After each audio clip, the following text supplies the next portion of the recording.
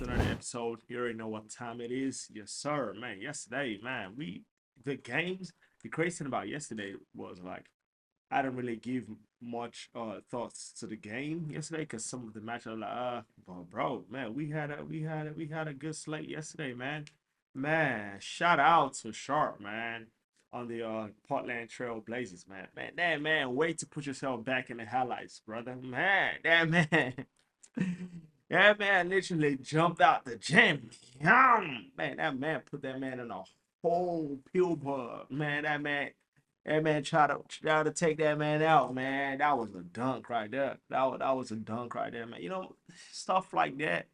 You know what I'm saying? Makes you want to watch the NBA, man. Not just, shooting threes and all that. You know what I'm saying? We tired of seeing motherfuckers shoot threes. Even if motherfuckers was 7-5 want to shoot threes. Come on.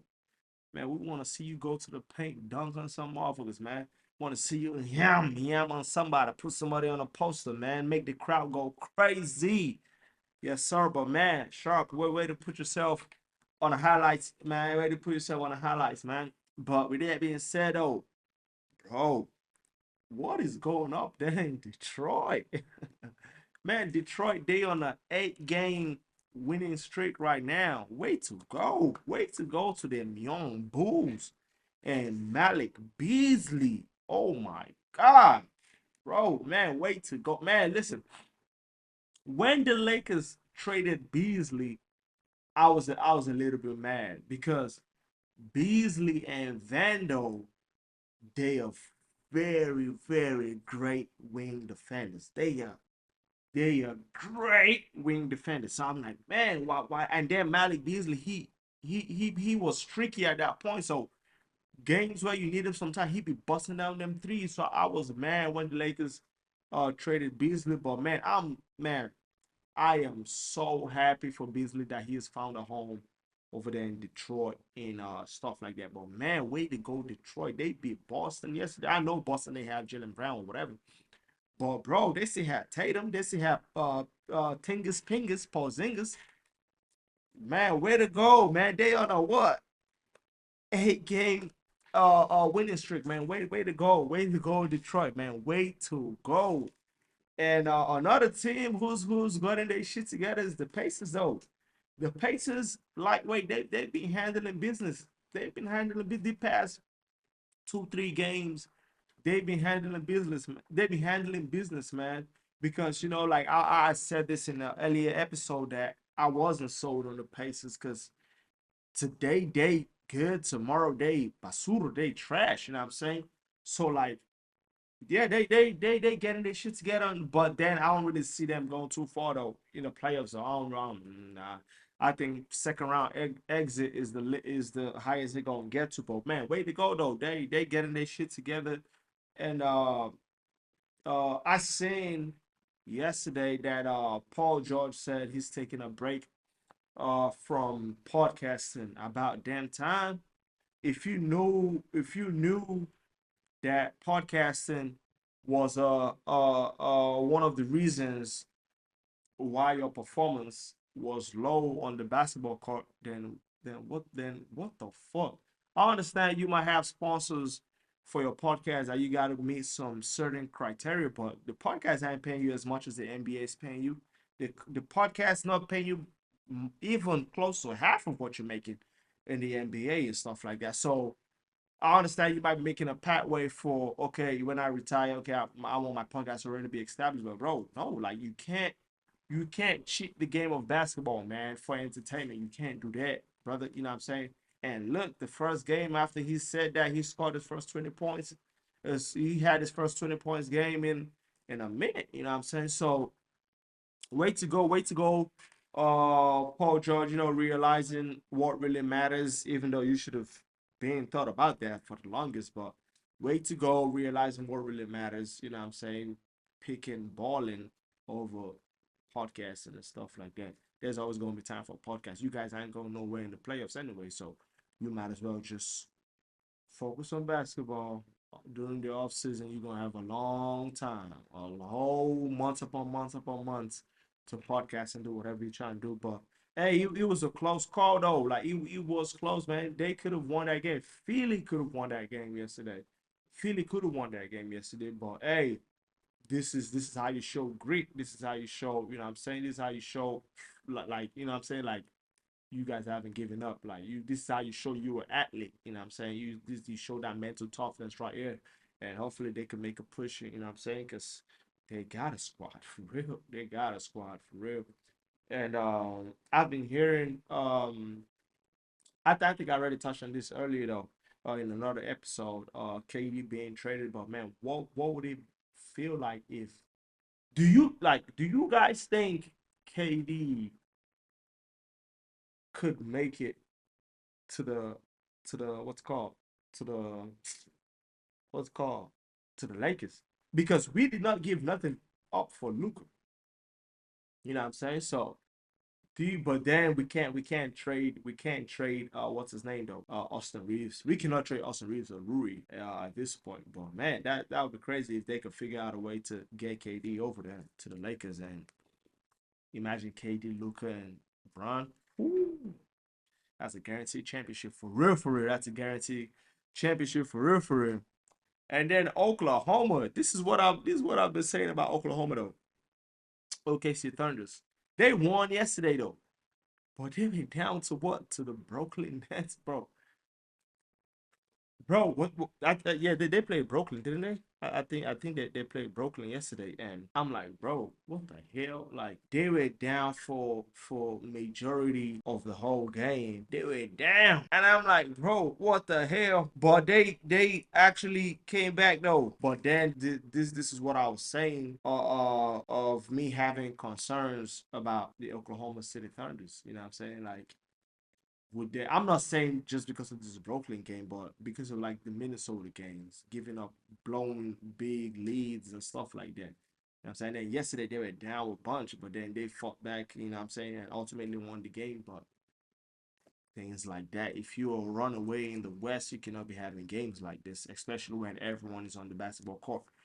If you let's say they rested Shea and rested Chet, you know, I would have been okay. You know what? I bet okay, yeah, they didn't have Shea, they didn't have Chet, they didn't have a Hatchenstein and all that. They didn't have J Dubs and all, but bro, you guys were like almost like damn full strength, and you're struggling to beat Brooklyn. Come on, man.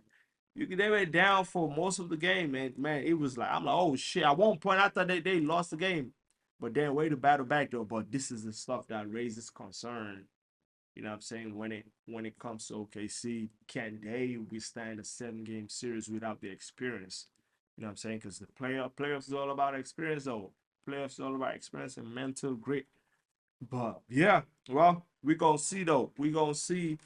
We gonna see. And man, speaking of the West though, I think one of the slipper teams in the West is the Clippers.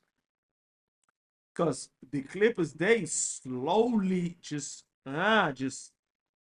hanging in the mix. They just there. No one is talking about the Clippers. No one is giving the Clippers any chances and all that. But bro, the Clippers, bro, I'm telling you, the Clippers, the way I've been watching a couple of the games, the way they balling. James Harden, James Harden, James Harden been balling.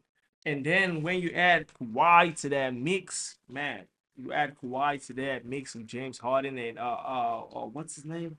Bolin? Uh Holland. Uh man, he's been balling too. Man, the Clippers, they are sleeping team. Watch them make a push in the playoffs though. Watch the Clippers make a push in the playoffs though, for real, for real. Watch the Clippers make a push in the playoffs. And another team in the West who's been the Rockets. Man, them young bulls, man, they are going crazy. They've been winning aggressively for real. Like the Rockets, they've been winning aggressively, bro. They like whoever faces. I understand people say the playoffs, uh, games are slow. Like it's slower than a regular season game. Like time slows down.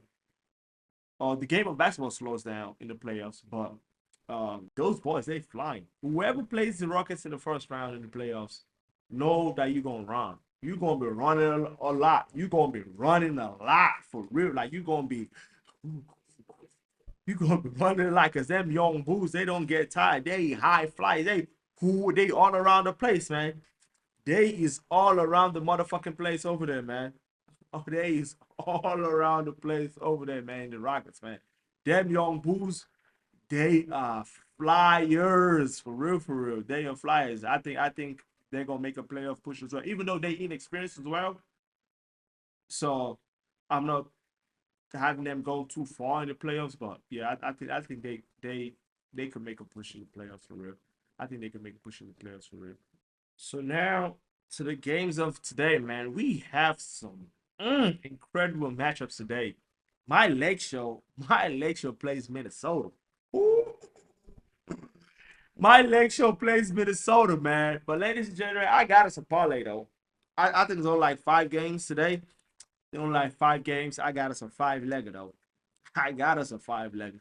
First on the game, the two man, but I don't know how I'm gonna split between the Golden State Warriors and Orlando Magic and Milwaukee Denver. I'm just gonna have the two screen it.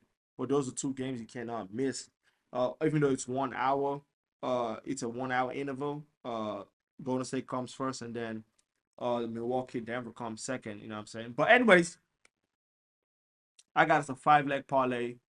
The first leg on the parlay, I got Golden State to score more than 107 points against Orlando Magic. I got Golden State to score more than 107 points against Orlando Magic. Even though I know Orlando Magic's they pace of play is slow, but I think Golden State they're gonna score a lot of points. Second on the list, Milwaukee versus the Denver Nuggets. For that game, I got the halftime points. I got them scoring more than 115 points at halftime. For the third leg of the parlay, Dallas Mavericks. They playing Charlotte Hornets. Even though Charlotte Hornets, they've been on a losing streak. I think they've lost like the last 4 or 5 games by like 100 and some points, which is like the first time it's ever happened in the whole league history. But for that game, in all honesty, I don't want to say Dallas, even though I know Dallas gonna win, but I got Dallas Mavericks. I got Dallas Mavericks to score above to score 55.5 points at halftime. So they should at halftime they should have more than 55.5 points at halftime. The Phoenix New Orleans Pelicans, I have them halftime points. I have the game halftime points to be over 112 and a half points. Uh the Lakers versus Minnesota. I know that might be a low scoring game because the Lakers defense is crazy, but I got my leg show to take that one home though. I got my leg show to take that one home. Luka's got to read up the emotions. Luka about a ball. Luka about a ball today. Yes, Sarsky. So let's recap. I got for the first leg of the parlay, I got Golden State scoring more than 106 points. The Milwaukee Denver game, I got that game at halftime going over 115 and a half points. Dallas Mavericks, Charlotte Hornets, I got Dallas scoring more than 55 points at halftime. Uh Phoenix Suns, New Orleans, I got that game going over 112 and a half at halftime. And the Lakers, Minnesota, I got my Lake Show taking that one. Ladies and gentlemen, that's a 5-legger for you. Let's get to this money, man. Make sure you guys like and subscribe. Make sure you guys share this video. Let's get to it. Yes, sir.